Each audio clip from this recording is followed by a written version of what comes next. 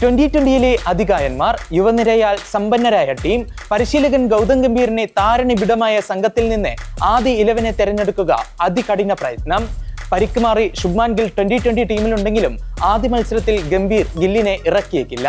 അഭിഷേകിനൊപ്പം എത്തുക മിന്നും ഫോമിലുള്ള സഞ്ജു സാംസൺ.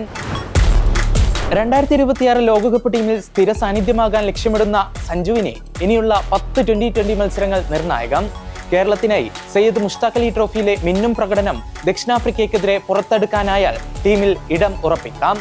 മുഷ്താഖ് അലി ട്രോഫിയിൽ 2 അർദ്ധ സെഞ്ചുറികളടക്കം അടിച്ചെടുത്തത് 233 റൺസ്.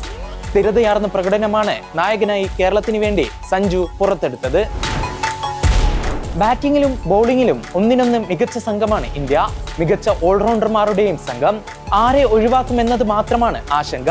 ഗിൽ കളിച്ചില്ലെങ്കിലും മികച്ച നിരയെ ഇറക്കാനുള്ള ശേഷി ടീമിനുണ്ട്. അഭിഷേക് സഞ്ജു ഓപ്പണിംഗ് സഖ്യത്തിന് പിന്നാലെ ക്യാപ്റ്റൻ സൂര്യകുമാർ യാദവ്, തിലക് വർമ്മ, ഹാർദിക് പാണ്ഡ്യ, ശിവം ദുബെ, അക്ഷർ പട്ടേൽ, വാഷിംഗ്ടൺ സുന്ദർ തുടങ്ങി വാലറ്റം വരെ നീളുന്ന ബാറ്റർമാരുടെ കരുത്താണ് ഇന്ത്യക്ക്. ജസ്പ്രീത് ബുംറയ്ക്കൊപ്പം അർഷ്ദീപ് സിംഗോ ഹർഷിത്തോ ഏതെങ്കിലും ഒരു പേസറാകും ടീമിലെത്തുക. സ്പെഷ്യലിസ്റ്റ് സ്പിന്നറായി കുൽദീപോ വരുണോ കളിച്ചേക്കും. മറുവശത്ത് 2020-ൽ തിരിച്ചുവരവിനാണ് ദക്ഷിണാഫ്രിക്ക ഒരുങ്ങുന്നത്. അവസാന 2020-ൽ പാകിസ്ഥാനോടേറ്റ പരമ്പര തോൽവിയിൽ നിന്ന് കരകയറണം പ്രോട്ടീസിനെ.